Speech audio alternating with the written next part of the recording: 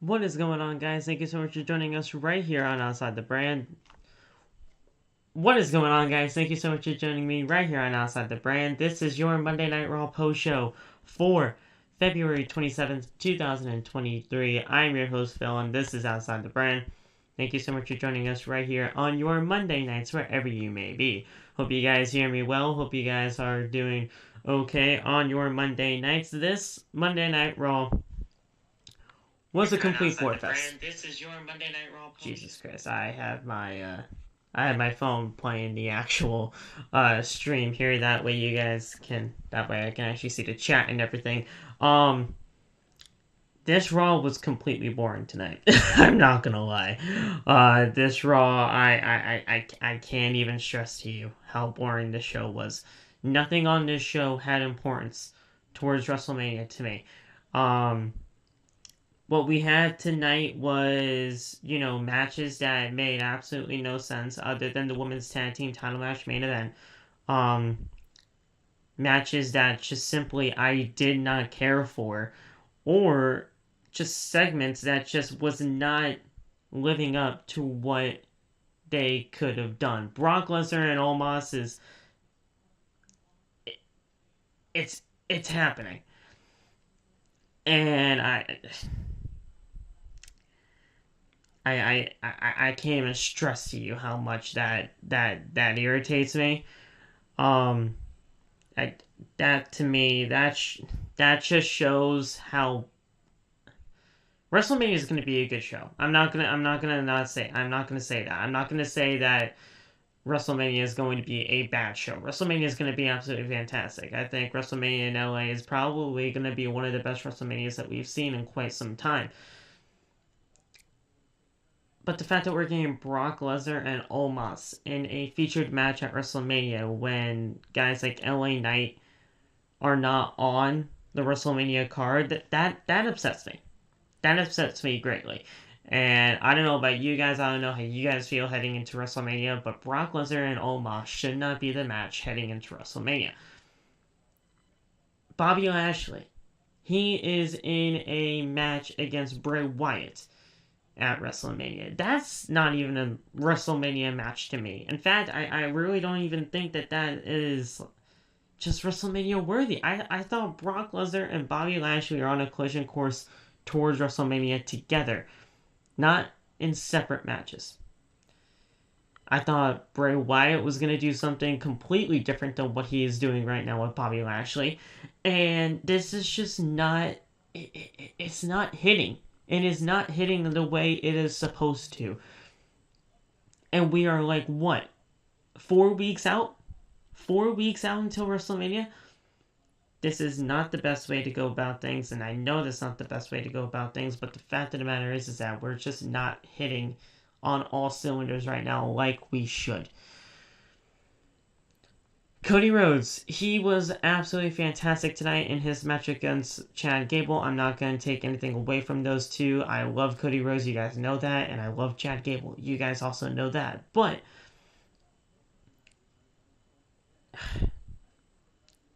I'm glad that we're getting at least Cody on SmackDown this coming Friday with Roman Reigns. I thought that to me is exactly what we needed. We need to get both of those two on the same show as quickly as possible. And I think that is exactly the reason why we are getting that on Friday. That way we can at least get these two in the same,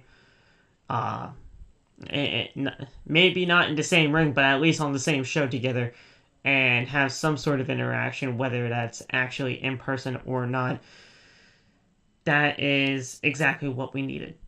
And I'm glad we're getting that done on Friday, and hopefully that'll build towards, more stuff to come heading into WrestleMania over the next 4 weeks.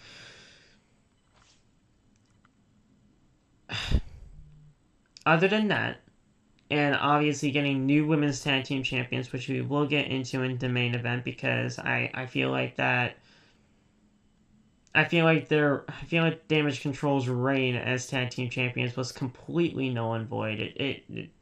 That reign was just completely worthless. The tag team titles are completely worthless, and I'm not gonna shy out on that. I'm not going to tell you guys, I'm not going to sugarcoat things. I don't like the WWE Women's Tag Team titles. I don't think the Women's Tag Team title should have ever been a thing to begin with. And now we're in a state of limbo where we have Becky Lynch and Lita as your Women's Tag Team Champions. I love Lita, don't get me wrong. I love Becky Lynch, don't get me wrong. But do I think that they are going to be able to do anything better than what Damage Control did with those tag team titles? Absolutely not. Absolutely not. I don't think that they're going to do anything better with those tag team titles than what Damage Control did. And Damage Control didn't do much with those tag team titles to begin with. The tag team titles don't mean shit. And that's just that. But, you know, we're getting things slowly moving towards WrestleMania. And it is what it is. And I know probably some of you guys are going to be talking about, like, Trish Stratus in the comment section. I knew Trish was coming out. I knew Trish was coming out. It just made sense for Trish to come out. It wasn't all that surprising. It wasn't all that surprising. And I understand. People love the surprise of people coming out to, you know, help their friends or whatever, do all that kind of thing to actually get the crowd going on and everything. The crowd didn't even care.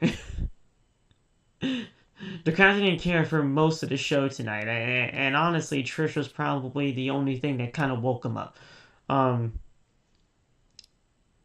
The crowd tonight was just as bad as last week. Was just as bad as last week in Canada. Nothing of the show gravitated me towards anything for WrestleMania. And I'm not going to sugarcoat anything with you guys. You guys know me. You guys know how I operate here. You guys know the way that I go about things here on OTB. And you guys can always share your opinions in the comments too. I'm not saying that you guys can't. I'm not saying that you guys can't have your own opinions here. But to me, this show did not hit. And this was not the best episode of Monday Night Raw, and it hasn't been the best episode of Monday Night Raw for quite some time. Raw has not been hitting for the last number of weeks, and it's just not. It's not in the best shape right now, and we all know that. So we'll get things going heading into WrestleMania. We'll talk about everything that happened on tonight's show. If you guys like what you hear so far, make sure to hit that like button, turn on the bell for all notifications. That way you never miss when we go live. Go to the link down in the description below for your for the merchandise. Teespring. Sorry. Teespring is the official home of OTB and its merchandise, t-shirts, hoodies, hats, everything that you want is on the official OTB merch store, so go get that today. And yeah, follow us all on social media. Follow me on TikTok, Twitter, and Instagram at @PhillyMatt_. Follow everybody else that is associated with OTB down in the description below for all their TikToks. And yeah, guys, we're going to get started here with the Monday Night Raw post show. I hope you guys enjoy what you hear tonight. If you guys do, make sure just to support the channel in any way that you can. We appreciate you guys. We love you. Yeah, let's get right into the show, guys. We kick things off with Bloodline members Jimmy Uso and Solo Sikoa. They opened up the show. Jimmy says that it probably appears from the outside that cracks are showing within the Bloodline. But families fight all the time. Fans chanted for Sami Zayn. Jimmy said that if you come for one member of the Bloodline, you come for every member of the Bloodline. Kevin Owens didn't get over the Bloodline at the Royal Rumble. Sami didn't get one over on the Bloodline at the Elimination Chamber. And Cody Rhodes will not get one over the Bloodline at WrestleMania. Yes, he will. I pray to God he does. I pray to God he does. That it needs to happen. But we will see. It led into a match between Solo and Jimmy versus the Street Profits. This match was good. I'm not going to say it wasn't good, but I really didn't care for it. The Street Profits have done stuff with the Usos or the Bloodline before, and it's not really anything all too different. I'm not saying that this match was bad by any means. Like I said, I thought this match was pretty good, but at the end of the day, I really did not care for it. Guys, I know you guys are probably saying like, Phil, this is just not your normal energy when it comes to these shows tonight. I apologize for that. I apologize for that. It is snowing right now. I hope you guys don't hear too much of that. That was just a plow truck going by. It's not really going to be much of a... It is going to be a full show review, but it's not really going to be as much as you would normally get here on OTB, mainly because of the fact this show was just not... It was just not good. It was not good.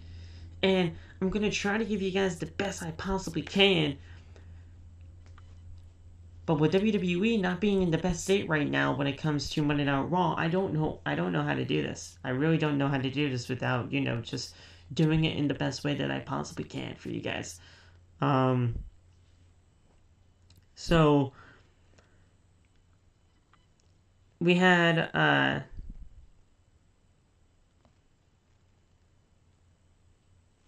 okay, so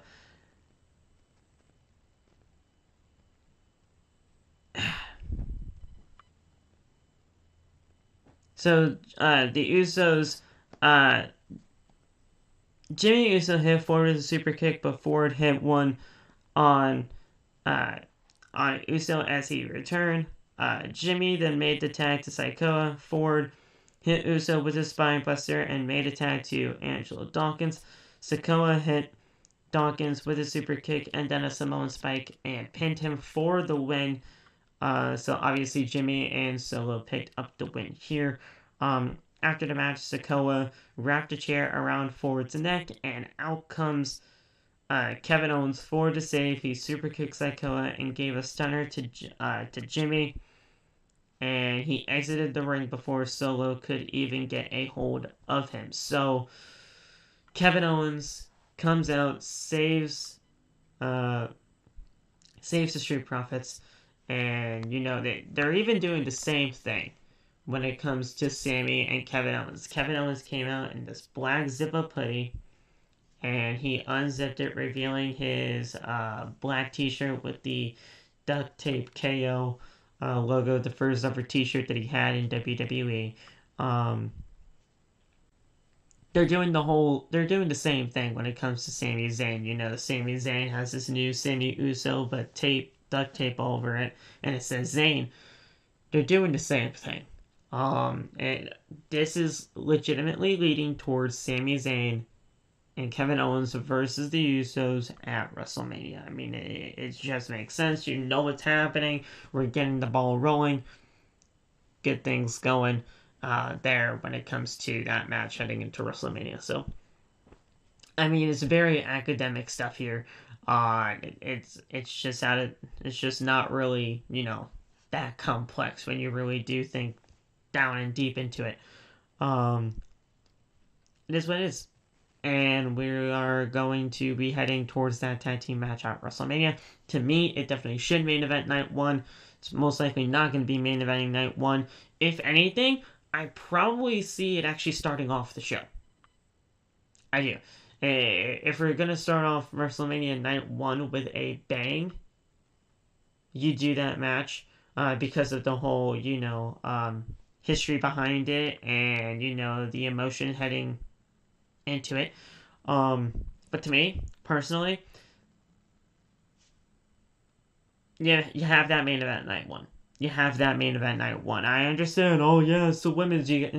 She won the Royal Rumble. She deserves main event at WrestleMania. No, not to me. I love Rhea Ripley, don't get me wrong, but to me, Charlotte and Rhea Ripley is not a main event match for WrestleMania to me. We should be getting that tag team match for the main event of WrestleMania, not one. It's just point blank. That's simple. We then had the VIP lounge with MVP and his guest Brock Lesnar to see if Brock Lesnar could accept a challenge for his for Omos' challenge at WrestleMania. Brock Lesnar got into the ring before MVP was even there. Lesnar invited MVP to the ring, and MVP said that he is good on the outside of the ring. But MVP says that he is... so Lesnar told MVP that he has no beef with him. Lesnar is here on business, and he wants to talk about business for that match at WrestleMania. He says he's not going to go to Suplex City tonight, MVP, and MVP came into the ring. These plows.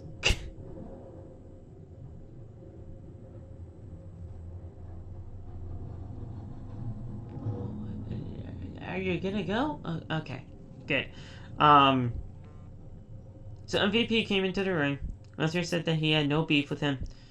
Lesnar told MVP to sell him on the fight between Omos and Bobby Lashley. And I was kind of with him. I was with Lashley at this point. Not Lashley. I was with Lesnar at this point. I'm like, yeah, come on, MVP. Sell me into this match. Tell me why I should really care about Omos versus Brock Lesnar.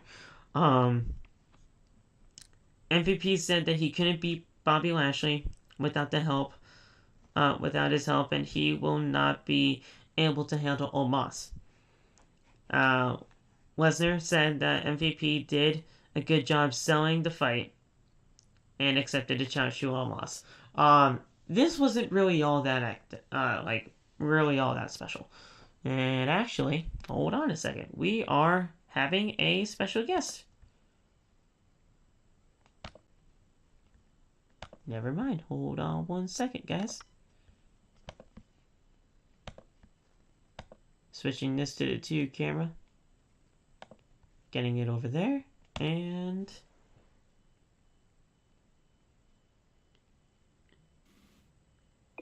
it looks like we got him. What's up, love? Top of the morning. Hold on. Are you hear me? I can hear you, yes.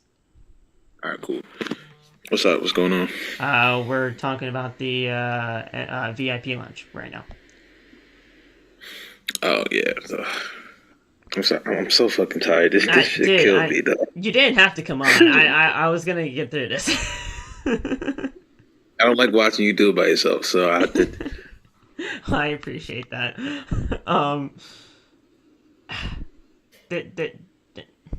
We're actually getting this match, dude. Yeah, that... I was hoping something happened. I'm scared. I'm scared that old man is back there. Dude, I'm not even lying when I said that too, bro. So they're building this thing around the F5. Can Brock Lesnar F5 Omos? That's basically what they're doing here, because that's at least what MVP was saying, you know. Yeah.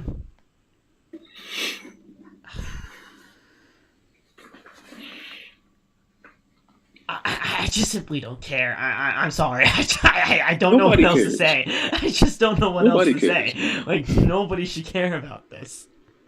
I don't care. You probably can at 5 Omos. It's going to look cool, I guess, but I don't care. You had Gunther and Brock staring at you, and you just said no. Well, I was always going to say that for SummerSlam, if anything, but because I wanted Brock and Bobby to actually have an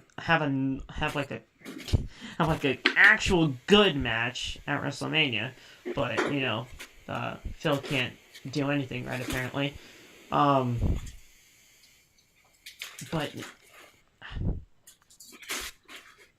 this is just not going to be interesting. I don't see how this is going to be interesting. Lesnar said that MVP did a good job in selling him on the fight. No, he didn't. Not to me. Not to me. I was legitimately on Lesnar's side. I'm like, Lesnar, you're speaking all true facts here. MVP, sell me on this match. Tell me why I should care, because honestly, no one does. So if you're going to say, hey, you should care about this, tell me why I should care. And he didn't really do that tonight. I don't think he could. There's nothing MVP could have said. Even if they had the best explanation in the world for why this match should be happening, it doesn't matter to me.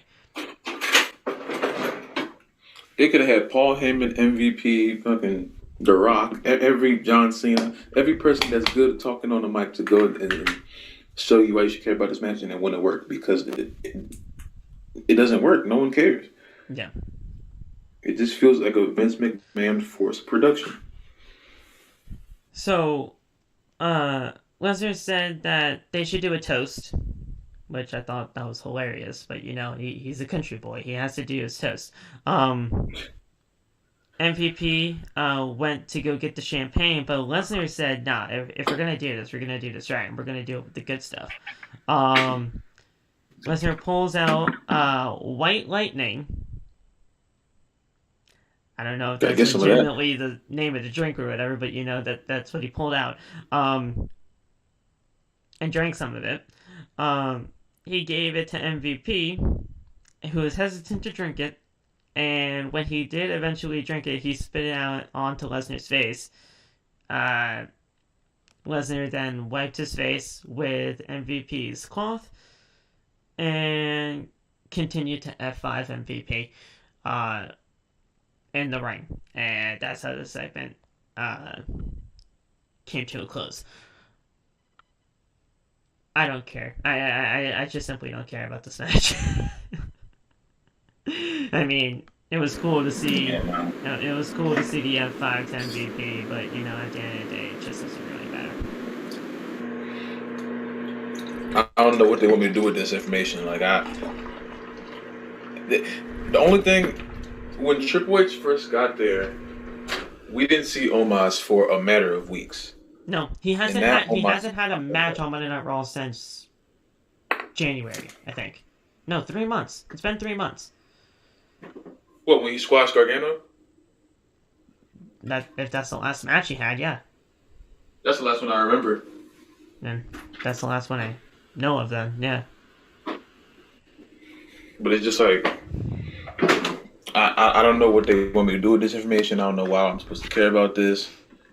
At the least, hopefully this like kicks off night one or something, so he just gets this out the way. It'll probably kick off night two. I can't imagine Brock wrestling on night one. Yeah. But it's just, I don't know, man. I don't care. The fact that I actually saw the whole WrestleMania graphics of it all. Once I actually saw that graphic, I'm like, shit, it's legitimately happening. So that's why they made a presentation. I was like, oh god, there it is. But yeah, this no one's most likely caring, and honestly, you really shouldn't. So, let's just get this over with. To me, that's just what I'm really going into. Backstage, we saw Lita, and she's been making history for 20 plus years. And she's not done yet. Becky said that it's not a secret that she has not had that many friendships within the company, but she does respect Lita, and tonight they will win the women's tag team titles. Then we had a match that was fucking phenomenal, and I don't know what Chad Gable has to do in order to gain much more respect by the WWE Universe. If you don't have any respect for Chad Gable after what he did tonight with Cody Rhodes, I don't know what he has to do. This was fucking incredible. I wish he would win a damn match. Cody's not losing, dude. Sorry, but he's not. Don't put him in a match against Cody. Like, why? Chad Gable has been losing for longer than Roman has been winning. Dead ass. I know. That I do agree You know with. how ridiculous that is? No, I know. Roman's been champion for 3 years, and Gable's been losing for 4. That's ridiculous, bro. Hey, listen, I know. I 100% Great get it. match. I do. Great match, but damn. Damn, man. I get it. I do. Don't get me wrong. I definitely get it.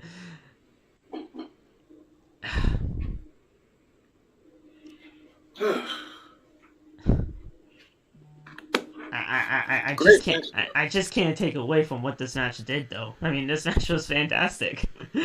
Oh no, my point is never to take away from the match. What the match was. The match was great, but it's what happened before and after that is my issue. Yeah. Of course, we know Cody and Gable are going to put on a great match. Of course, and we know Cody's not going to lose until whenever WrestleMania happens if they decide to do that. Don't put that in there. Don't put that. What? I have to. Vince McMahon is booking the shows, Phil. Omos is wrestling against Brock Lesnar. It's time to wake up. One time is over. I can't be swore at, dude. I can't. One time is over, Phil. There's so much on the line here with me, bro. I'm on your side, but damn, it's starting to get a little hot in here. You don't think so? Oh no, I'm definitely nervous. I'm definitely nervous. Yeah, so am I. This is ridiculous, man. But yeah, amazing freaking match, man. Yeah. I thought Cody got hurt again, and I wanted to start screaming, but when I think did it was you think he got hurt? Match. When he grabbed his knee. Oh shit! Oh yeah, I do remember that part. Dude, I was hoping he was just telling it. When I saw the fucking top rope cutter, dude, I almost I was sick. I fucking jumped. I fucking jumped off my bed. I jumped off my bed. There was a loud crash and everything. People kind of woke up and the dog was barking. It was kind of crazy. Normally he only does that from the second rope. So when he actually stood on top there, I was like, "Oh, Cody, what the fuck are you doing?" And he actually hit it. He actually hit it too, and I'm like, "Oh my god, this guy's a fucking maniac," and I love it. And shout out to Chad Gable because he sold that fucking Crossroads like a death. Yes, he did. Yes, he did. He got spiked on his head, and I'm like, holy shit, hope your neck's okay. He's so good at everything. So, Cody, there was this one spot in this match, and I don't even know how to fucking explain it. They continued to try to do hip tosses on each other. But Cody got the best of it and did a hip toss to Gable over the rope. And then... Yeah, and that was just... That was incredible. I had no idea what the fuck they were trying to do, and then all of a sudden when they actually did it, I'm like, oh, okay, I get it. And then Cody did the suicide dive, and I'm like, nice, okay, I'm not mad at this. So he did the suicide dive to the outside of the ring. Otis and Cody had a nice little moment over there as they were just talking about Maxine while they were staring out into the abyss. That was interesting. So I was like, okay, but I thought I heard like the referee at a count of 8, and I'm like, Cody, get the fuck back in the ring. Yeah. So he got back in the ring there, and then Cody did the Cody Cutter, and then the Crossroads where Gable sold it like death, and that's how Cody picked up the win. Very good match. I'm not taking anything away from those two, but I do kind of agree with Loff in a sense of Gable does not win matches at all. And that's kind of a problem, especially when we all kind of see the writing on the wall here. Shout out to Jeff. Where the Alpha Academy might not be a thing anymore. And if Gable is going to go on the singles run, he needs to start winning. He has to. At some point. Yeah. No rush, but yes, rush, because damn. No, I would say rush. I would. 'Cause, oh my goodness.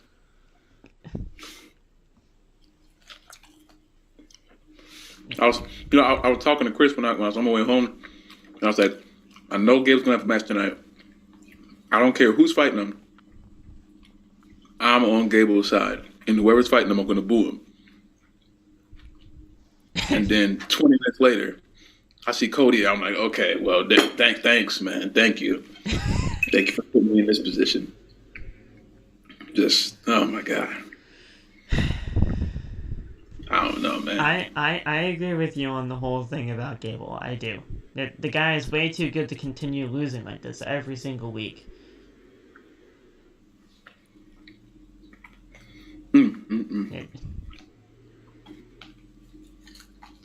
I just don't like... Because Kevin Patrick said it himself tonight. He talked to Cody, and Cody wants to wrestle every single week heading into WrestleMania. Really? Yes, he said that on commentary today. I got some maniac. But if that's actually true, we're getting Cody, and we're getting a Cody match almost every single week heading into WrestleMania, which is basically 4 more matches. Oh, I know we didn't get there yet, but well, actually we did. We just talked about Cody finally coming to SmackDown. Oh yes. That I was like, me and Phil just talked about that. I didn't think he was actually going to go. Yeah, I talked about that at the top of the show, but I didn't actually get to his promo here just yet. I don't know. I just don't know who you would put Cody up against. Obviously, Cody would have to win most of these matches heading into WrestleMania because you can't have him looking weak heading into the biggest match of his goddamn career, maybe life, against Roman at WrestleMania. But you put him up against Chad Gable tonight. Fantastic showing, don't get me wrong, but Gable, he's just being looked at as like a loser right here. And it's not his fault, trust me. We all know that, but it's just the way things kind of crumble now. I just don't know who you would put him up against, especially if you kind of want to have both of them look, pretty decent. It is what it is, but Cody's most likely going to be winning most of these matches hanging into WrestleMania, if not all of them, and you're going to be having him be showcased. You can't just not have him on the shows. Yeah. I 100% agree with you on the assessment of Chad Gable and him having to win at least something, right? But when you have Cody Rhodes and you gotta put him on the shows in order to make him look somewhat, strong heading into WrestleMania, and I know he looks strong enough as it is because he's the winner of the Rumble. You can only do so much for everybody. Exactly. I don't know. Who would you put him up against next week then? I got no idea. Like, you got so many great people on this roster, but you put him up against somebody great. Cool, you're gonna have a great match. But at the end of the day, if the loser's just gonna lose in a match with Cody, how can what's the great match for? Yeah. I don't know. But after the match, Cody did pick up a microphone and said that, it's been a while since I've stood in the same ring with Roman Reigns. And it definitely has been a while. Honestly, I think the last time that actually happened, maybe Battleground. I don't even remember. Maybe that tag team match with... It has to be that tag team match with Goldust and The Shield. Has to be. I think so. If I'm wrong, guys, let me know in the live chat. I obviously can't see the live chat because, our new setup here. But if I'm wrong, let me know. Let me know. Because to my recollection, I think that is the last time we've seen it. Or at least them in the same ring together. Again, I might be wrong, but who knows. Either way, he says that he is showing up this Friday on SmackDown, and so will he. So it is going to be Roman Reigns and Cody Rhodes on the same show this coming Friday on SmackDown. Absolutely perfect choice. The right call. We just talked about this. Good going, Hunter. Good going. It needed to happen. It just needed to happen. Yeah.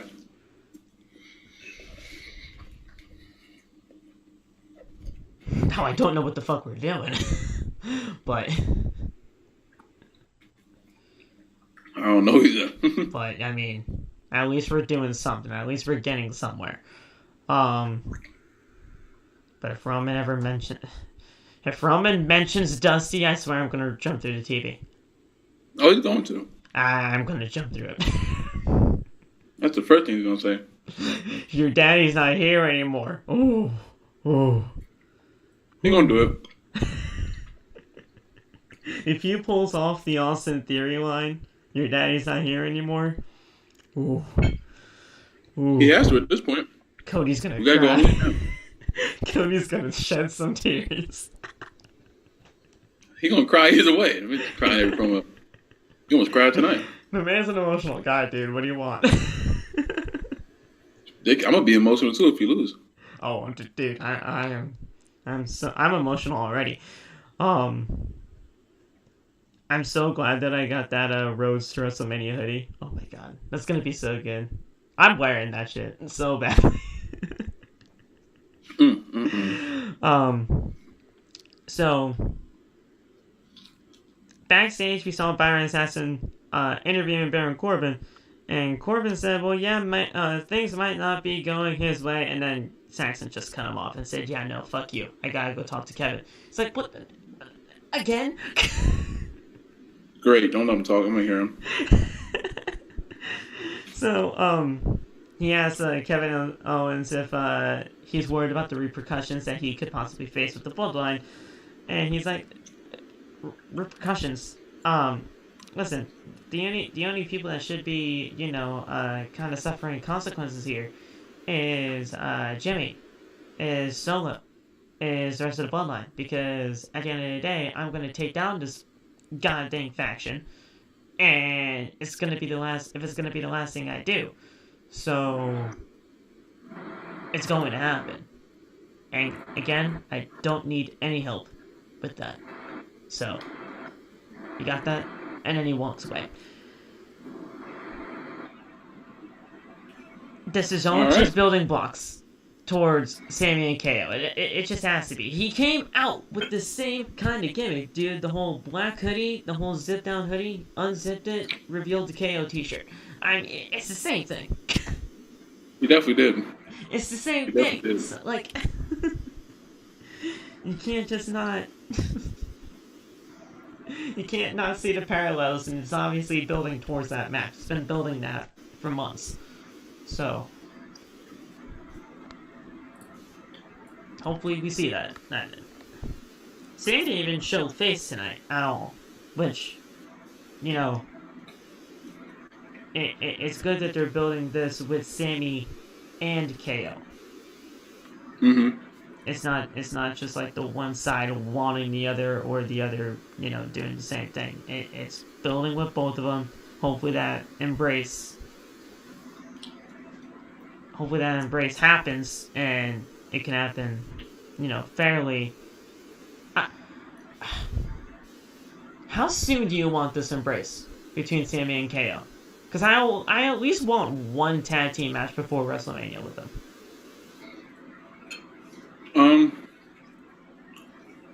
I would wait until like 2 weeks before. 2 weeks? Okay. Yeah. I at least want one tag team match with them. Yeah, I mean, yeah, you can fit that in there. I honestly did not have it in my brain to have them wrestle until WrestleMania, but I guess you can fit one in there. That's interesting that you bring up the point of them just not teaming until WrestleMania. Why would you have that? Same reason why. Well, partially the same reason why I didn't want Cody wrestling into WrestleMania. 50% injury. True. The other 50% just anticipation for their next time in the ring, and seeing how major the storyline is. We've seen Kevin and Sami in the ring so many different times. We know what they can bring to the table. So I don't see the reason to have them have like a random match against the fucking Viking Raiders or something like that. That's kind of when true. All the momentum they need, they already have. It just all they need now is for the actual reunion to happen. And once that happens, you're already on board. And it looks like this is going smoothly as far as like the crowd realizing that Cody is one storyline and Sami and KO is the other. Yes. So if that just stays on, if they stay on their separate paths, they don't really have to fight anybody. You know? I definitely see your point. I do. Whether they actually do have one tag team match before WrestleMania or they don't have a match before their actual WrestleMania clash with the Usos, I'm cool with it. Yeah. I think that whatever way you go about it, if you do the tag team match before WrestleMania, or just a tag team match featuring them at before WrestleMania, it'll obviously show that their alliance is true, and obviously it'll get the crowd even more hyped up for their WrestleMania match. Or, like you said, you build up that anticipation, you get those two in the ring at WrestleMania with the Usos. That crowd's just going to be electric either way, but if that's the first ever impression with them, that could be even more impactful. So I see both ways. Yeah. And I think I wasn't on when you probably mentioned this, but I don't know why. I told you this a while ago. Ever since SummerSlam, the Usos do not need to be near any Prophet. And I was hoping to God that the Prophet didn't come out to confront Jimmy and Solo. And here they come. We want the smoke, and then lose. I was not. When I heard the Street Profits come out, I'm like, oh, this again. I love the Street Profits, I do, but at the end of the day, Street Profits and Usos, I'm honestly done with it for a little while. I am. Yeah. I'm just done. Honestly, please separate them in the draft if it happens. Please. At this point, you're gonna have to separate. Don't break them up. I still don't want to. I was just saying separate the Usos from the Street Profits on separate brands, but you know. Oh, well then. But I mean, I guess the tag team divisions are basically together anyway, so it wouldn't matter. Yeah, I guess. Oh shoot! I guess for now, until whatever happens at WrestleMania, depending on who wins that, and if they just separate them or if they just make them the one belt. But I don't know. But I do kind of see where you're going from, though, like separating the Street Profits, but not breaking them up. I can see that too. Mm-hmm. I don't know. I was just done with the Usos and Street Profits. Like, I love both of those tag teams, but at the end of the day, it's not interesting to me. And yes, it was Solo, but still, it's an Uso. I'm sorry. Yeah, soon as that's gonna come out, the Prophet's gonna come out and they're gonna say, "We want the smoke," and then get their ass beat. And lo and behold, it was a very formulaic segment. Very. Mm-hmm. And even Kevin Owens showing up at the end. I mean, I didn't actually expect Kevin Owens, but that was a very formulaic ending. Mm-hmm. The whole, oh yeah, I'm gonna Pillmanize Montez's head, and then there we go. We have somebody coming in for the save. Honestly, at first, for whatever reason, I don't know why, but maybe it was just my Raw 30 brain kicking in because we were there. For some reason, I thought it was going to be Seth Rollins. I don't know why.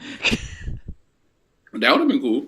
I don't know why it was going to be Seth Rollins saving the Street Profits because obviously they had their match at Raw 30, but I'm like, wait a second.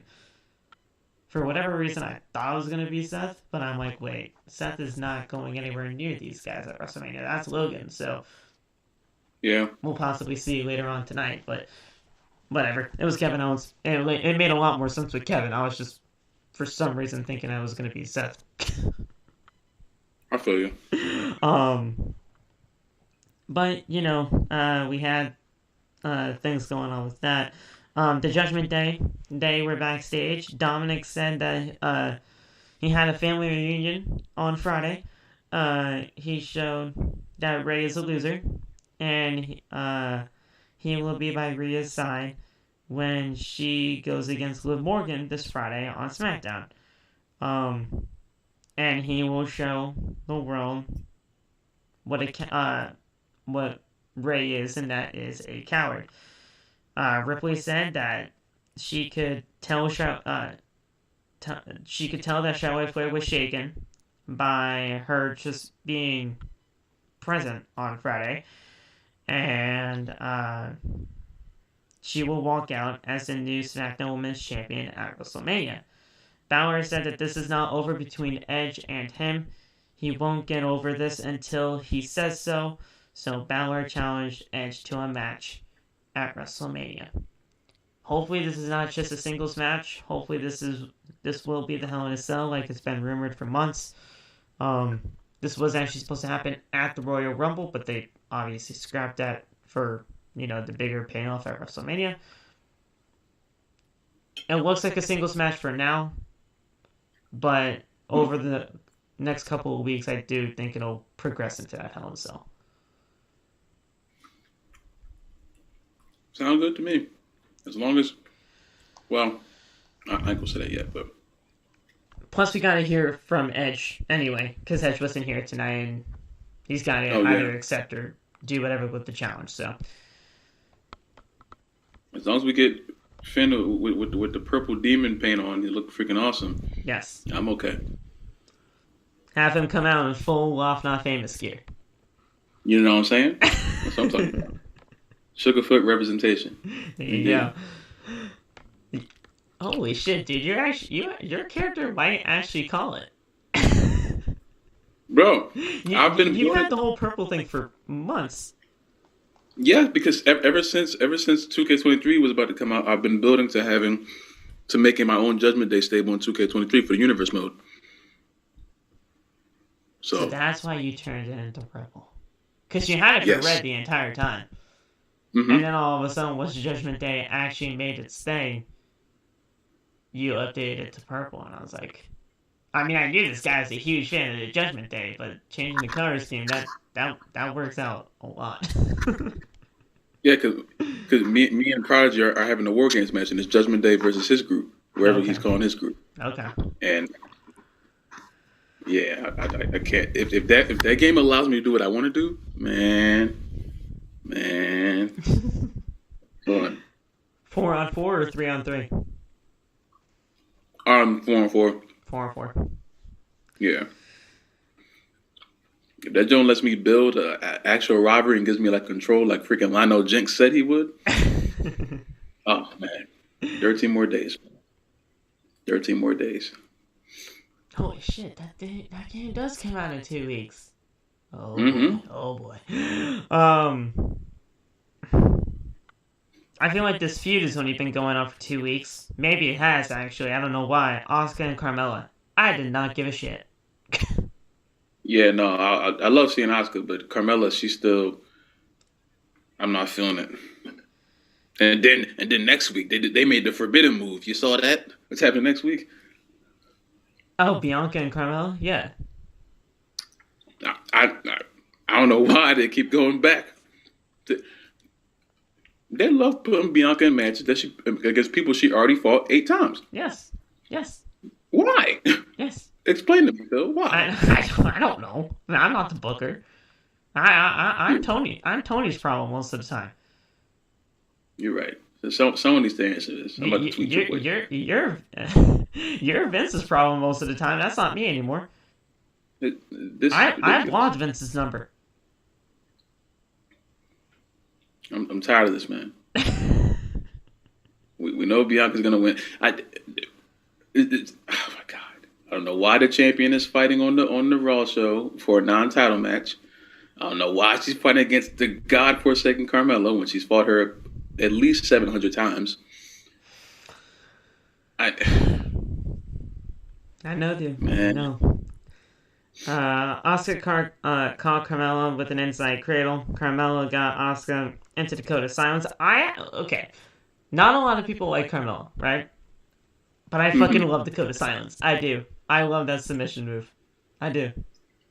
She has some cool moves. It's a really cool submission move if you can actually get it on properly and get it done right and actually, finish people off with it, because it's a really cool move.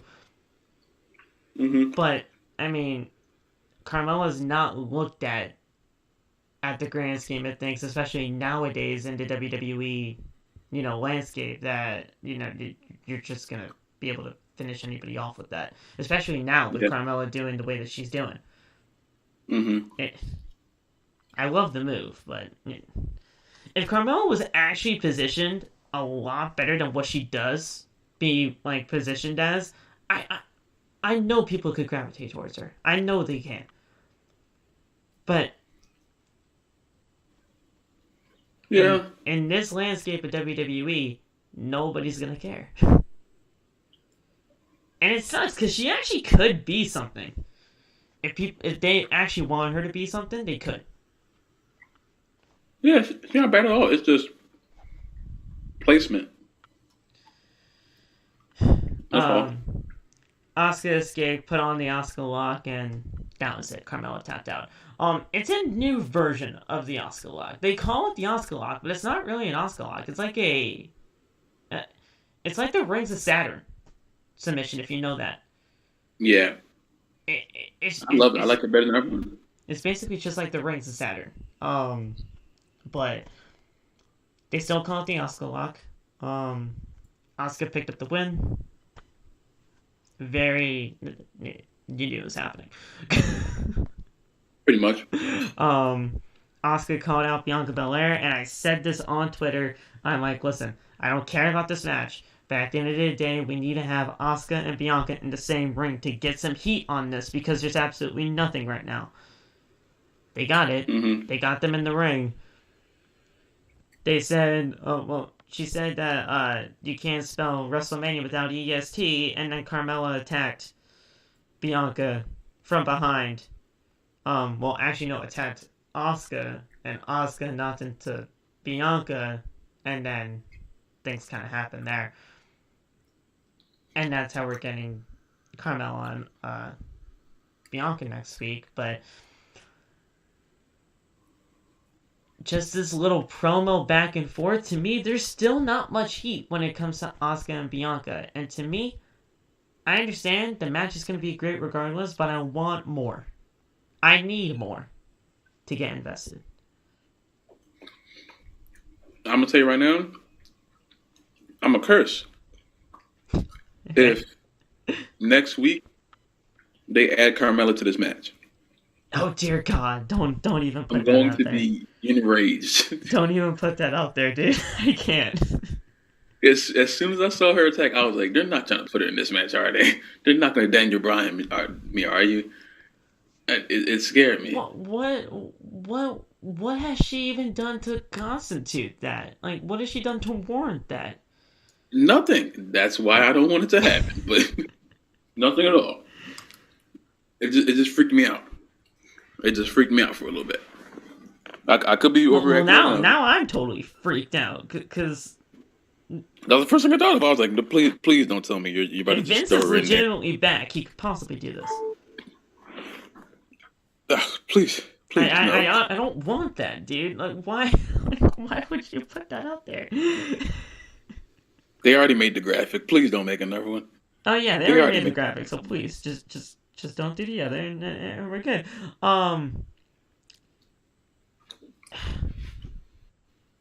dear God, the fact that could possibly happen. There's too much time between now and WrestleMania. Yeah, the fact that we're 4 weeks and they're introducing Carmella right now, I don't like that. I don't. They can do it at any time.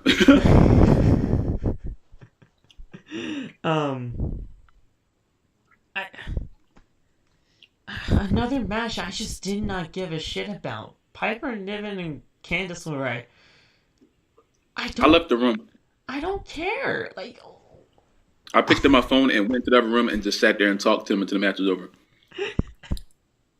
I couldn't. I was gonna fall asleep because the crowd was dead.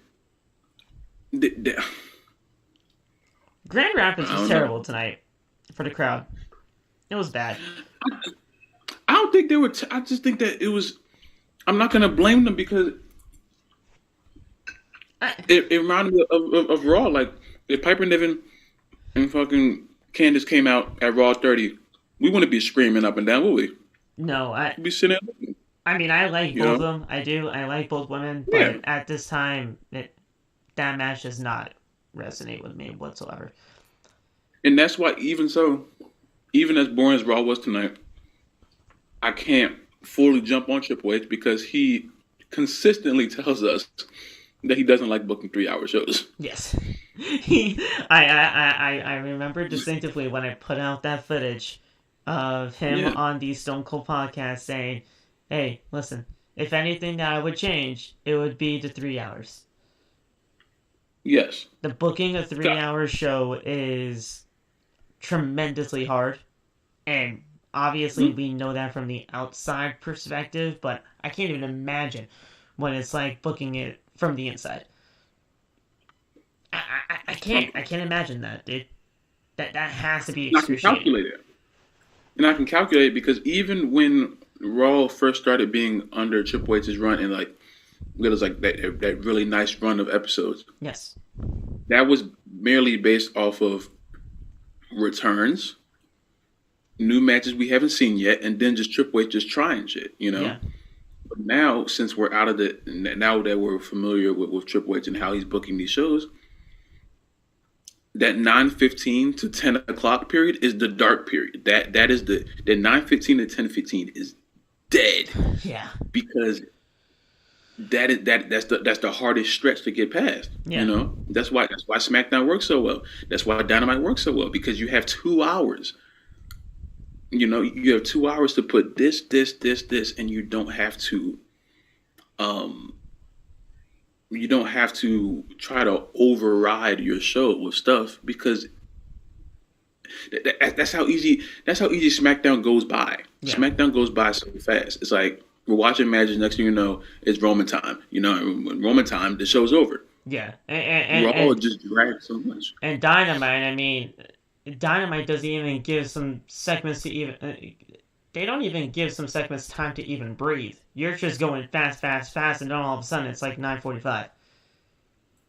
Yeah, I definitely would advise them to slow the hell down at some points, you know. But. Like they don't even give chances to breathe. I actually have like when it comes down to Dynamite, we're actually gonna be like I got a guest for tomorrow's show. It's Pat. Pat's coming on the show most likely to talk about just obviously just everything when it comes to pro wrestling. Yeah. I want to talk a little bit about that extra show that they're doing after Dynamite. Obviously get his perspective on it, but we all know Rampage fucking sucks. So I was thinking hopefully as like a collective we can possibly come together and figure out what we would do as a collective to possibly, do something about this. To me, I'm fucking get rid of Rampage altogether. I am. I'm down with that. I would get rid of Rampage altogether and I would do something completely... It's really unorthodox. And I know people are probably going to hate it. But stay tuned tomorrow for Tuesday's talk, because that's when I really want to say it for. Loff, you're going to fucking hate it. But... I hate most things about AEW, so I think I'll like it. Shit. I don't know about this. Now I'm scared. Yeah. it's most likely not gonna happen because they already said, oh yeah, this is gonna happen after Dynamite. So I mean, you're not really gonna have to worry about it. But ooh, I would have done this a little bit differently. We'll talk about it on tomorrow's show. We'll talk about it on tomorrow. Yeah. Hell, if you even want me to tell you, even after this show, I'll tell you. But Don't tell me. No, oh boy, people are not gonna like what I have planned, but it is okay. But dude, at the end of the day, I really did not care about this Piper Niven Candice match. I like both women, I do, but it does not interest me. Especially with this whole thing with Nikki Cross, because Nikki Cross is kind of in the, she's in the crossroads, no pun intended, of both of them, because she was with Candice, and she's with Candice right now and doing whatever the fuck she's doing, and she was with Piper in that tag team for a little bit when she was a superhero, or kind of one, but you know, same thing. What are we doing with this? Why? And I feel bad for Nikki, because what the fuck is Nikki doing? Running around. Doing nothing, getting tossed into barricades for no reason? Pretty much. I didn't even know what happened, because I came back in the room after the bell rang. Yeah. So after the second bell rang, the match was over. Yeah. I mean, not much really happened. I mean, Nikki Cross came down to be in LaRae's corner. So she was in actually LaRae's corner for this match. Nevin pushed LaRae into the turnbuckle, which sent her to the floor. Nevin went to the outside and threw LaRae and back into the ring. She threw Nikki into the barricade. Nevin went back into the ring. She looked to Cross on the floor, and LaRae rolled up Nevin for the win. So LaRae won the match, but it was by roll up. So, okay. Johnny was backstage with Byron, and said, "Hey, well, I was just in the back with Otis." And Otis said that he wanted some hot competition, and while I was trying to figure out what he meant, I soon realized that it was for a match. And those were the words of Johnny Gargano. So he's like, you know what, screw it. I'll take you on, Otis. So we have that match to look forward to later on tonight. But the Judgment Day came out and said, hey, Johnny, what's up? Damian said that he is going to take care of Gargano. Balor told him to hold off for a second, because Balor told Gargano that if he is able to beat Otis tonight, he wants him one-on-one next week. And Gargano accepted Balor's challenge. So, Gargano and Balor next week should be fantastic, and I hope that gets time. Yeah, that should be freaking awesome. I think I told Chad, I was like, that's probably going to be Johnny's best match on the main roster so far. So, and I think that's when we're going to get the return of Edge. I think Edge could possibly cost Finn that match. Yeah, I guess. I mean, that's just how I see it for a little bit right now. Maybe I'm wrong, but I could possibly see that. Yeah. Mm-hmm. Miz TV. Here we go. What was in this envelope? I mean, they didn't even have really an envelope. They kind of just, did something on the big screen instead. And it turns out that what I was thinking in my head that entire time since the whole envelope segment thing happened last week on Raw was true. He is the official host of WrestleMania 39. Makes sense. Yeah. It made sense. I'm not mad at it. It's really nothing to be too like upset about. It's the Miz. It's Hollywood. It's the thing. It is what it is. Yeah. I'm not mad at that. So Miz says that he is going to be the host of WrestleMania. Seth came out to the ring, and Rollins said that he has been trying to get a hold of Logan Paul all week, but told The Miz to give him a call instead. The Miz pulled out his phone and then said no. Rollins then super kicked The Miz, and his phone fell out of his pocket onto the ground. So while The Miz was knocked out, Rollins took a picture of The Miz, and it was the worst sound effect for a photo ever by the production team. He unlocked his phone. No, he used his Face ID to unlock a phone. Either way. It sounded stupid, but either way, that's not how face detection works on an iPhone. It does not make that sound. I know it doesn't make that sound. It sounded like you took a picture of him. That's the only reason why I said that. I thought he did, but I assumed that was supposed to be the unlock sound. Yeah. That's why he had Miz open his eyes. But we all know iPhones. That's not the sound iPhones make at all. But it was. I never heard it. My ringer's usually off, so I never. Hold up. Is it? Hold on. Oh, okay. Yeah, there's no sound when you unlock it. I guess the sound when you lock it. It's the sound for locking, yeah, but that wasn't even the sound that played. That locking sound was not even the sound that played. So, either way, the production needs to figure that out. That's Kevin Dunn's job, though, and Kevin Dunn's a buck-toothed guy. So, he did whatever he was doing there, and he FaceTimed Logan Paul. Paul answered, thinking that it was The Miz, and told him to stop calling, but it was Rollins, obviously. And Rollins didn't even actually have the camera on. If you saw in the little corner there, it had the M, like the bubble with the M inside it, that he didn't even actually was showing his face. Mm-hmm. So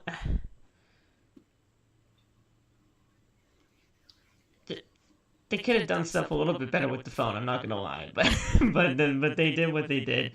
Rollins said it is not The Miz, it is Rollins, and Rollins challenged him to come next week on Monday Night Raw for a face-to-face, and Logan accepted. Rollins was an absolute savage here and called out the Jake Paul fight. Jake Paul lost his fight yesterday. I believe it was last night. Yeah. I don't follow that shit. I was just very happy that Jake lost. And yeah, it was very hilarious having Rollins call out Jake in the loss, and I was very happy about it. Face to face though with Logan and Seth next week. Very excited for that. These two legitimately don't like each other, and I like that there's actual serious animosity between the two. I do. Yeah, at least there's one feud that has some heat around it. And I was confused. Was the FaceTime call playing on the Tron too? Yes. Okay. That's why it sounded so weird. That's why it sounded so weird. Yes. Okay. I mean, he also had the microphone on his lap, and the speaker was most likely going into the microphone as well. So that possibly could have been another factor as to why it sounded so freaking weird. The phone, like, everything when it came to the phone in this segment was very off. Very off. mainly because the sounds that they played to unlock the phone or do anything with it, that was not the way iPhones usually sound. There was a ton of echoes throughout the entire ordeal when they were talking, so that kind of felt off. A lot of the stuff felt off about this segment, but I understood what they were trying to do. Yeah. I mean, I just try to take it for what it was. I mean, I want them to have their match because that's just gonna be freaking awesome. I was gonna ask you, do you think that this is gonna live up to what it possibly could be? Because I think this match is gonna be fantastic. I do. Yeah, if Logan does what he's been doing this whole time, and Rollins just goes out there and does what he's been doing for his entire career, you give them 25 minutes, they're gonna knock it out the park. Yeah. No question about it. And to the people that think that Rollins could do a lot better heading into WrestleMania, or, heading into anything when it comes to WrestleMania, honestly, and I know this might sound a little crazy coming from me, because I was not really a huge fan of Logan coming in, he can honestly do a lot worse. The guy's great in the ring. He can do a lot worse.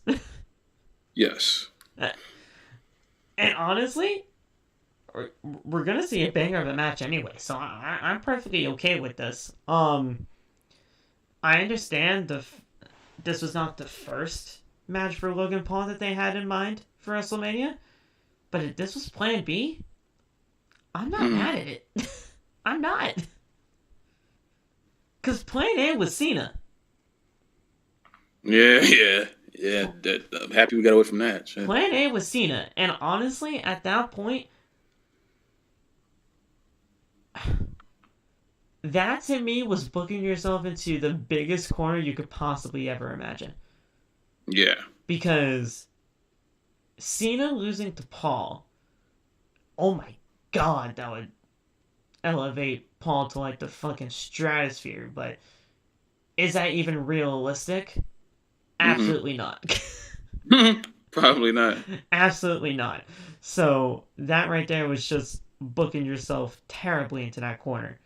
But Rollins, you put them into the match 20, 25 minutes, you put on a banger.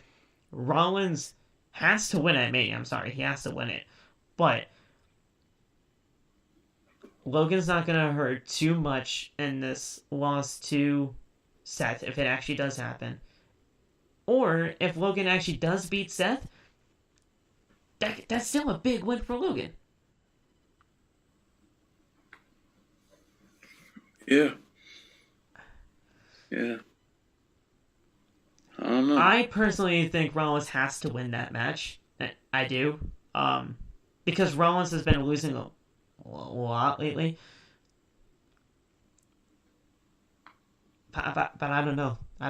I'm just excited for the match. I'm very interested, though, to see where they go when it comes to the winner. Yeah. So, I mean, we'll see. They can do whatever they want.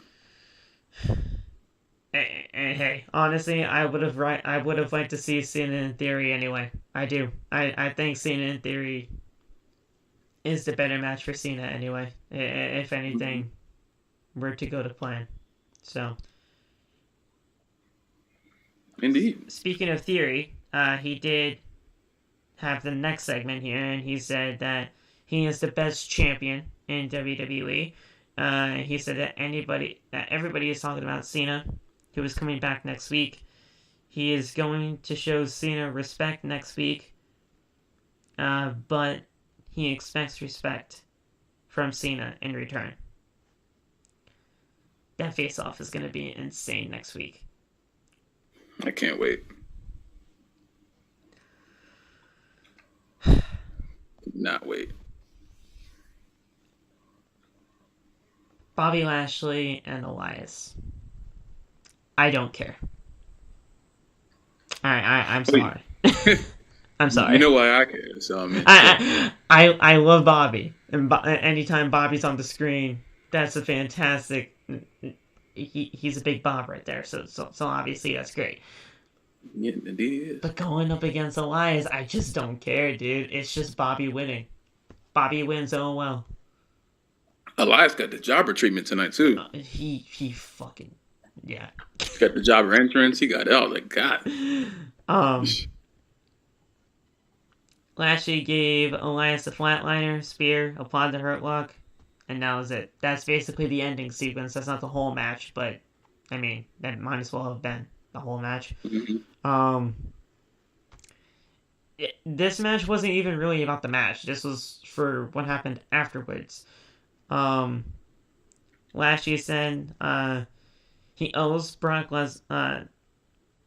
He owns Brock Lesnar, and instead of Lesnar tapping out to the Hurt Lock at Elimination Chamber, he resorted to a low blow. He won the match, but he wanted more. Now he gets Bray Wyatt playing kid games. He told Wyatt to keep his name out of his fucking mouth. He didn't, but I wanted him to say that. I did. Imagine. That was hilarious. Just go Will Smith on him.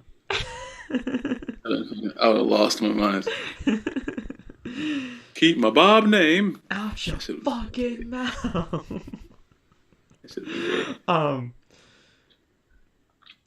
Keep my name out of your mouth or I'm gonna hurt you, is basically what he said.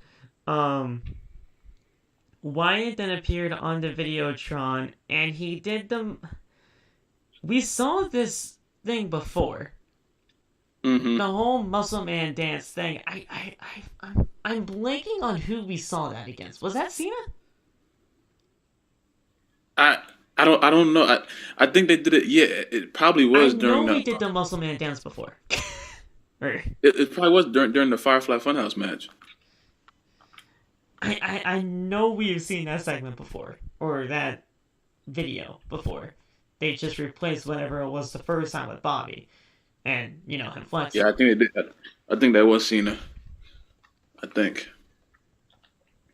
I just know we've seen that before because the whole Muscle Man dance, that was very familiar. Yeah. So we saw all that take place. He did the Muscle Man dance thing. And then it turned into, his normal Bray Wyatt character and said that Lashley should run. And then it showed the Bray Wyatt Moth Wyatt 6 logo.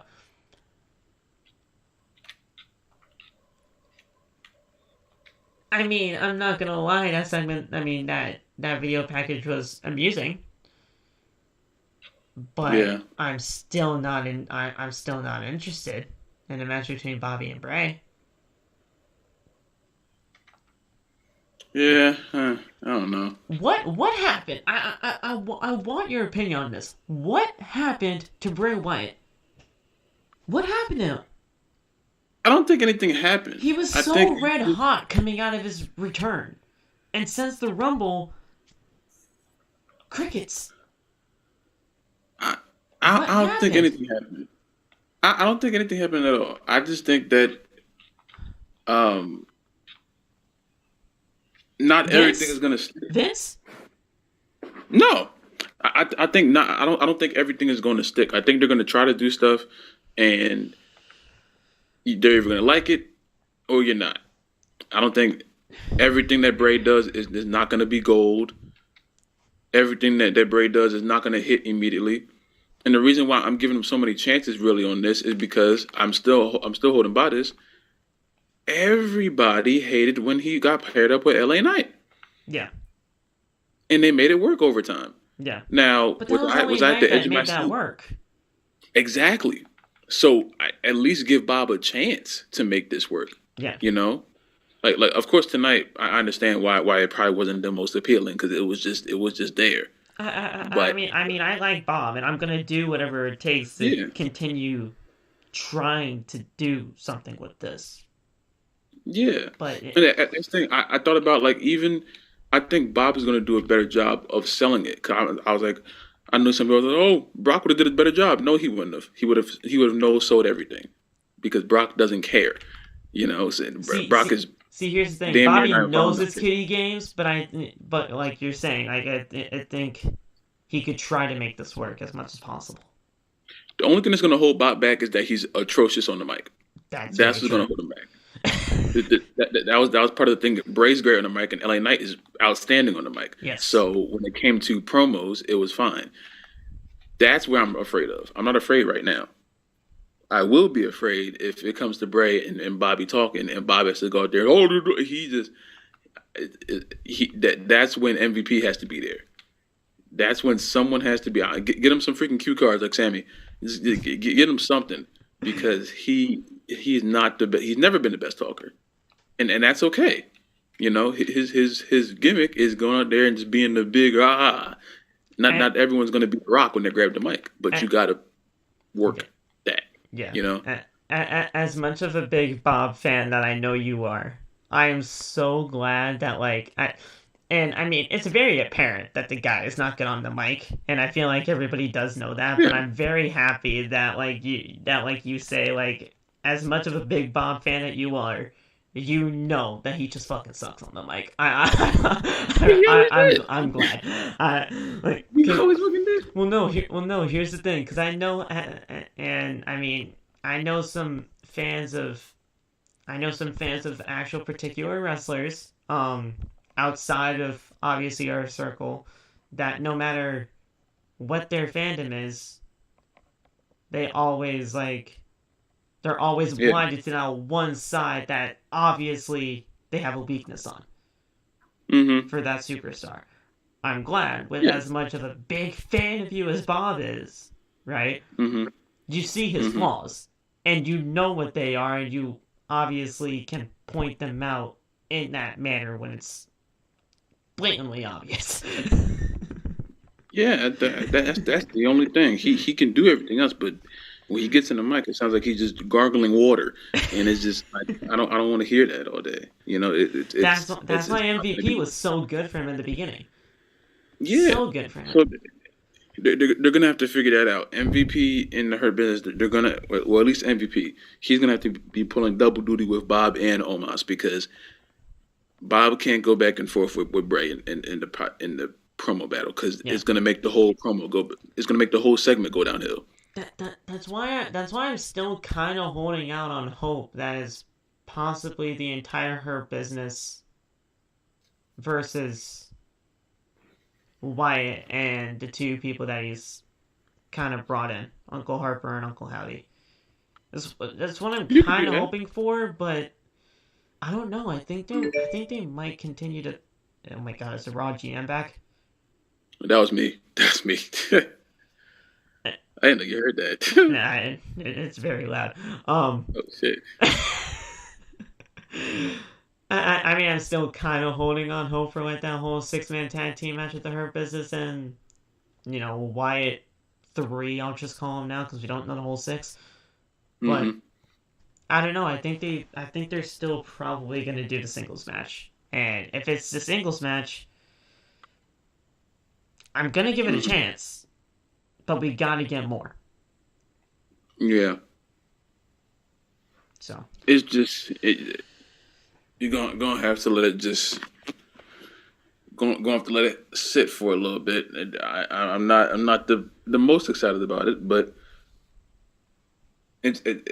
they already put themselves in a very tough position by putting Bray in the ring with two guys. Brock is better on the mic, but he's not the best either. Yeah. I think he's doing the best now because he's just going out there and talking. But when Bray's out there, he's focused.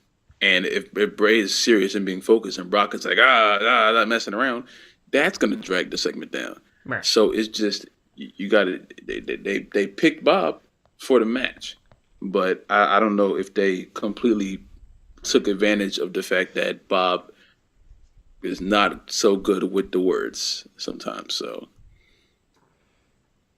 Either way, if both of these guys have the intriguing factor heading into this, because Bobby, we have no idea how he's going to be able to, act when all this spooky stuff is happening to him. Mm-hmm.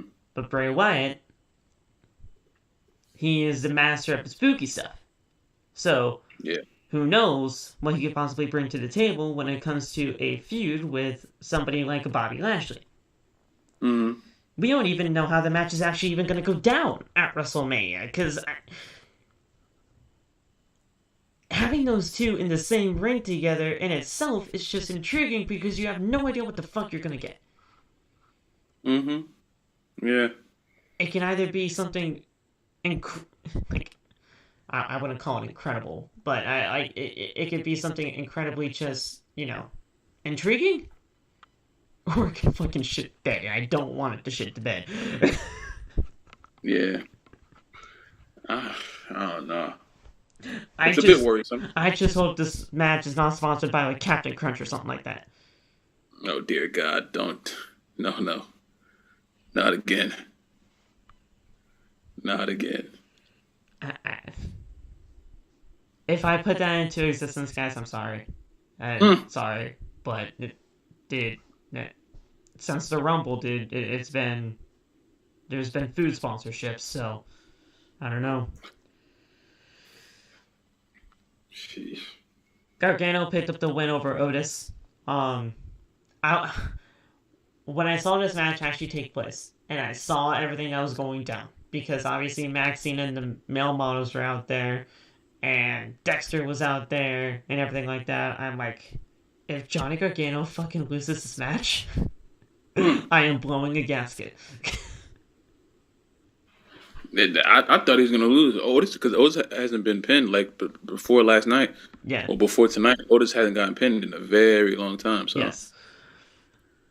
But I'm like, if somehow Johnny Gargano loses this match, I don't know what the fuck we're doing here with Johnny. And honestly, I honestly kind of expected it, because I'm like, well, if you're going to build this thing with Otis and the male models, I mean, I guess you would kind of want him to look okay, but, I mean, they kind of saved it with the Dexter Lumis thing. Yeah. So,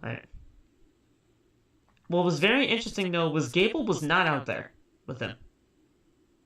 Yeah, I was I was wondering why they didn't go through with that. I mean, I kind of understood, because, I mean, yes, he did have a match, but, I mean, I thought you would at least still have your tag team partner out there regardless. But, I mean, it is what it is. Dexter, he obviously appeared in the front row and began to, he basically tried to kidnap Mace, or Mace. Lumis looked over to Maxine as she smiled, or he smiled back at her, and she smiled to him. Gargano gave Otis a DDT on the ring apron, basically a variation of the one final beat on the ring apron. What fucking terrible to take, and I hope Otis is good there. And then he gave another one final beat on, in the actual ring, and Johnny won. So, there you go. I was just very happy that Johnny won. That's really it. I just didn't want him to lose this match.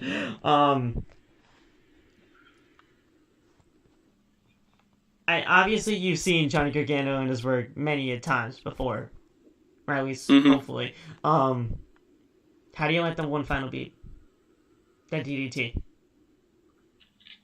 It looks cool. I mean, I definitely think it was executed smoother, like when I've seen it in NXT, but. I think there's NXT, also a different type of opponents. Yeah, too. Yeah. NXT wrestles so much stiffer than the main roster at times, so. Yeah. Yeah. I mean, I would like to have it in freaking 2K23 if I could have that move. That would be fucking sick. Yeah. He's doing the one final beat basically as his finisher nowadays, because obviously before we all know he had the Gargano escape. Yeah. Which is a submission. I love what they have done with him, though, when it comes to his finishes and signatures, because I love that slingshot. The slingshot spear is fantastic. They've never taken that away, and that is fantastic that they still have him do that. Bust up the Gargano escape when it matters. One final beat being the actual finisher. I like it. I was wondering when when we're gonna find out like what was his like pinfall finisher. So if that's it, not bad. I like the one final beat. And the one final beat has been a huge thing when it comes to, if people know their NXT days, everything when it comes to the whole Gargano and Ciampa feud, that is where it really kind of started to come into fruition, take shape. So, whew. Especially that final match where they were in the warehouse. Oh boy. I did watch that. That was one of the most insane matches I've seen in my life. And of course, I have to have that referee there too. That referee that did that match, the one final beat match, was the referee in every other match that they had been in together. Really? That referee in that match refereed all of their matches together. Damn. It's legitimately it's been legitimately like almost a part of the story. Like it's crazy.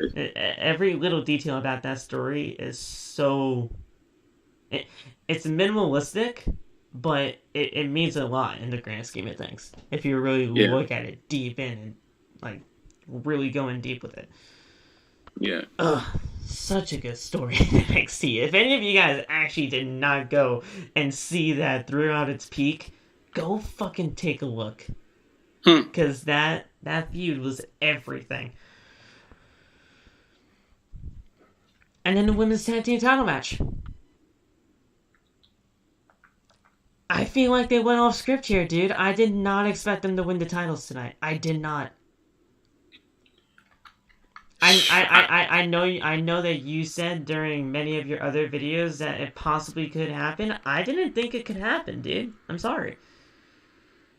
I trust me. I definitely do understand why you didn't see the possibility of it happening. It was just it didn't make sense for them to have Lita come back for a match and just to lose. Plus, I'm sure Triple H sees how cold Damage Control is. True. But at the same time, I'm like, why would you give the championships to Lita? Lita's not going to stay. No. All this is having her be champion to WrestleMania. Yes. Now, I'm very glad that you have that kind of sentiment, because I was going to say this and I was going to ask you this.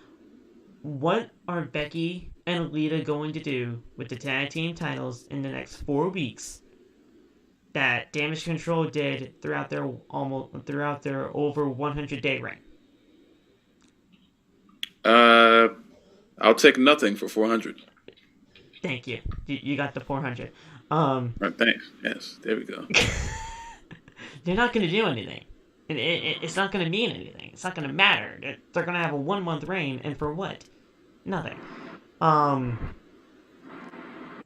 they can get their. Only thing they want now is just so they can get their precious Becky and Ronda face off at WrestleMania. Yes. Now, I think we're still going to be getting the 6-woman tag. I do.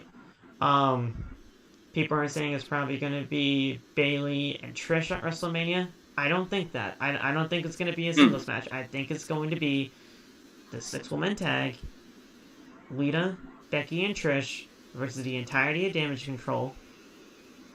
And then, if Becky and Lita are up for it, night 2, since I don't see Shayna and Ronda being left off of the WrestleMania card, Lita and Becky versus Ronda and Shayna at Mania. Where we have the new tag team champions be crowned. Because I have a feeling Ronda's going to be tag team champion at the end of WrestleMania. I do. And that's not going to be meaning anything either in the grand scheme of things, but I kind of see that happening. It's got to be in Ronda's contract to be a champion all the time. It has to be. That's the only reason why I'm bringing it up, honestly. And that's even if Lita's up for it, because Lita doesn't have to. work 24/7. She doesn't. Mm-hmm. But when you booked her as a champion now. That's the sad part about this. Like, I was saying that because of Bayley, they were gonna retain the titles.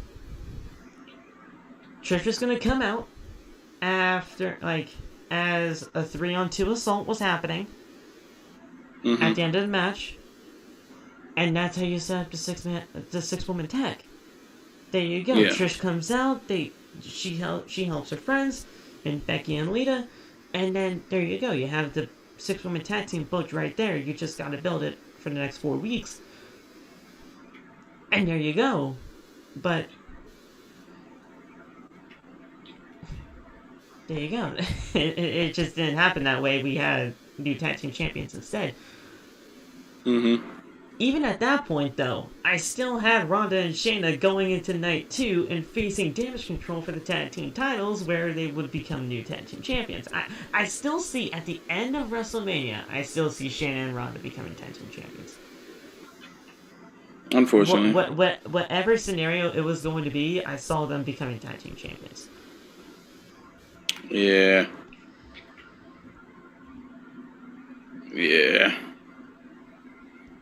Was I shocked that they won tag team gold tonight? I was. And to be completely fair, I don't know why I was so completely shocked, because I had these two on the thumbnails since 8 o'clock.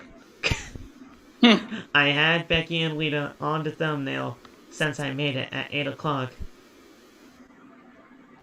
And I'm like, yeah, they're looking for tag team gold tonight, and they fucking won it. And I'm glad I didn't actually have to change the thumbnail now.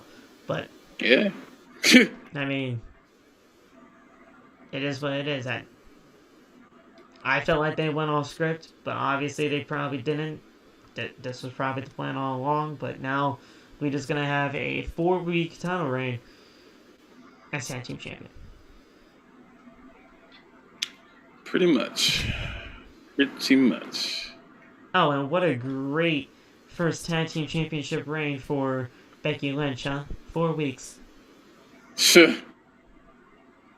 You've been wanting tag team championship gold around your waist for so long, and yeah, sure, it's with a great tag team partner, but for 4 weeks. And she's a Triple Crown champion now. Yes. So. The only championship she did not win was that NXT Women's Championship. That's crazy. Yeah. Kind of crazy looking in the grand scheme of things of a Becky Lynch career. She was never the NXT Women's Champion. That is weird. She was Raw. She was SmackDown. She was now Tag Team Champion, but never NXT Women's Champ. That is pretty weird. Bayley is a Grand Slam champion. Charlotte is obviously a Grand Slam champion. So, damn. I think Sasha is a Grand Slam, right? She gotta be. Yep. She's been SmackDown Women's Champion before. She's definitely been Raw. Yep. Because she won the tag team titles with Bayley. She won the Raw Women's Championship. She's definitely been SmackDown Women's Champion. I think she was SmackDown Women's Champion when Bayley and Sasha were running things together over on SmackDown. Yeah, I think so, during the pandemic era. And then she was obviously the NXT Women's Champion. Because Bayley won the NXT Women's Championship from Sasha. Indeed. So she's a Grand Slam champion. The only Grand Slam champion not from the Four Horsewomen, or not Grand Slam champion from the Four Horsewomen, is Becky. Kind of crazy. Damn. That's wild, actually. Yeah. But yeah, new tag team champions, good to go there. And that was your Raw. Other than the main event tonight, I was not really feeling this Raw. Yeah, it was a tough one to get through, but next week seems promising. So. Yeah. We got some pretty intriguing matches next week. Some intriguing segments. we'll see if next week is any better, but we'll see where things go from there. But Cody on Friday, man, that's gonna be something special. And honestly, that's what's gonna really invite me in to watch on Friday, because I don't think anything else has really been announced. Well, Liv and Rhea, and then they're having some kind of. It's something else. I forget what everything was. Let me check if I can see something real quick. Okay.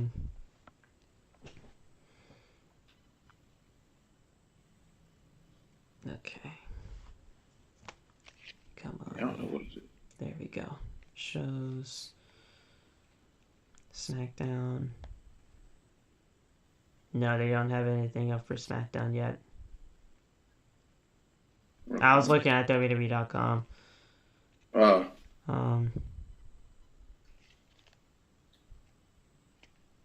Here, wait. It's gonna be March already, dude. Jesus Christ. Oh, and dude, I don't know if you remember this or not, because I know it's kind of like, you know, you're losing track of time. Revolution's this Saturday, or this Sunday. Yeah, someone told me during the show. I didn't even realize it. Revolution's this Sunday, and I completely forgot. 3-3-23. Alright, preview. Here we are. So obviously the Roman return.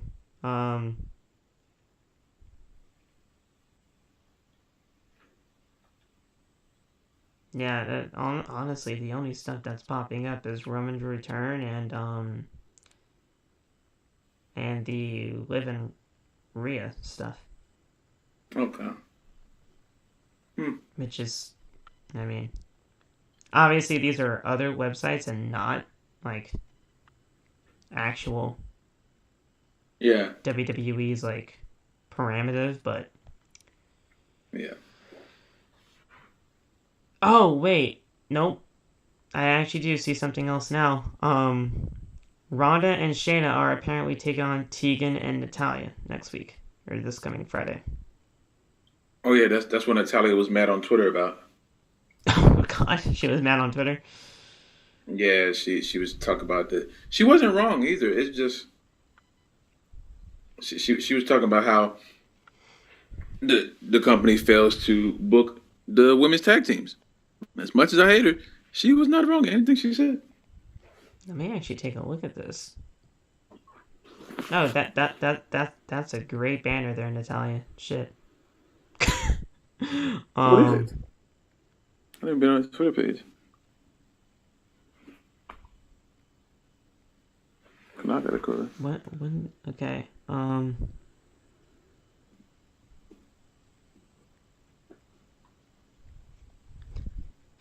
So Ronda said apparently the entire SmackDown tag team division is Natalya plus whatever poor soul she can recruit to her lost cause this week. Hashtag Usos defend their titles every week. No, they don't. Damage Control has defended like twice in 6 months. What the hell is going on here? And she quote retweeted that saying, "Hi, this is Bob, Natalya's assistant." Okay. Thank you, Natalya. I read that too fast as UFOs defend their titles every week. And thought Conspiracy Rousey was at it again. Is that the tweet you're talking about? Mm-hmm.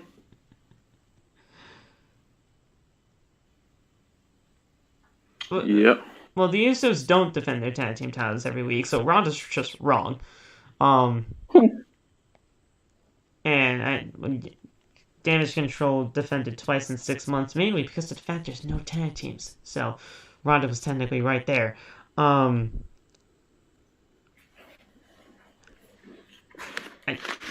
the end of the day, the women's tag team titles, I just I don't care.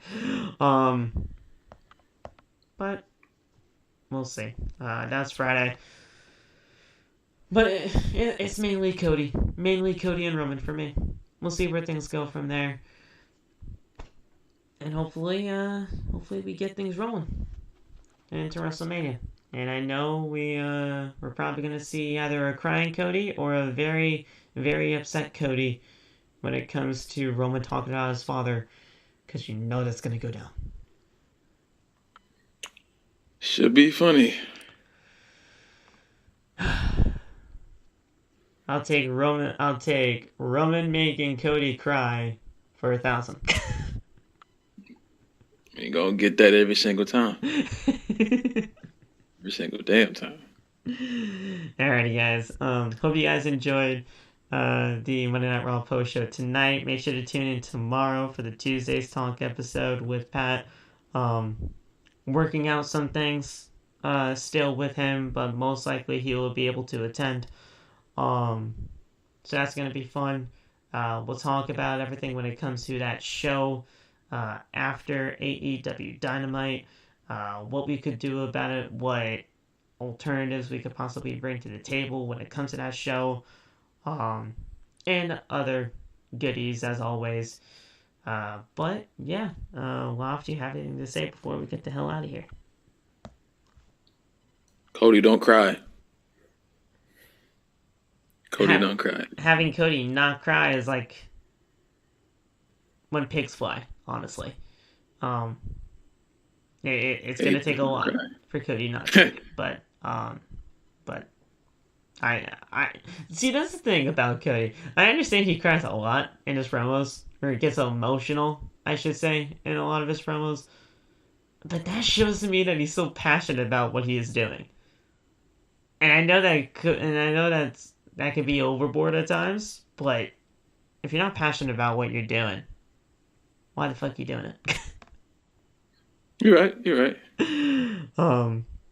But yeah, the crying thing, it definitely could throw some people off, and I definitely have seen that over the last couple of weeks. I've seen some stuff going around about Cody, but we'll see. But yeah, guys, that's your Monday Night Raw post show. Tomorrow for Tuesday's Talk, Wednesday's Dynamite. We'll see where things go from there. We got that Dynamite Battle Royale. We got that AEW Dynamite Tag Team Casino Battle Royale. I know it's a mouthful, but we got a Casino Battle Royale in tag team form. That determines the final opponent in the Fatal 4-Way Tag Team match at Revolution. So that's ironing out. More build for these 7 matches that are on the Revolution card. I did check, there are 7, and there should be only 7. Maybe one more match added to the card if things actually do continue to go to plan. Now, one final match is Christian and Jungle Boy. Mm-hmm. I would save that, though, for the pre-show, because that match has not really been built all that much up until last week. Keep it 7. Keep it 7. Because we already have an hour main event, and it's going to go to the hour. Yeah. You're basically booking more of an hour for that main event because of obviously the video package that'll air and entrances. So I say you're at least booking an hour and 15 for that entire segment alone. Mm-hmm. So that's going to take up a chunk. Keep it 7 matches for the main card. Please. Because it's going to be a great weekend for here in OTV, but Jesus Christ, is that going to be tiring. Yes, it is. And we will have something to talk about, though, when it comes to WWE and AEW tomorrow, because, Lof, if you heard some rumblings going around when it comes to a possible tournament returning to WWE, Oh yeah. WWE is doing what they do best, and that is stepping on AEW's toes. I got news on something there when it comes to that. They're booking that pay-per-view on the same weekend of something else for AEW. So, there you go. Oh boy. Stepping on the toes, as always, of Tony Khan, and we'll see. We'll see how that goes. But yeah, we'll talk to you guys tomorrow for Tuesday's talk. Lots of topics to talk about there, and we'll get things all squared away. Indeed. Hope you guys enjoyed. Like, comment, subscribe. Go get the merch down in the description. Follow all of us on social media. All those links are down in the description below as well. Turn on the bell, and we'll talk to you tomorrow for Tuesday talk. Have a good night, guys. Peace. Yeah.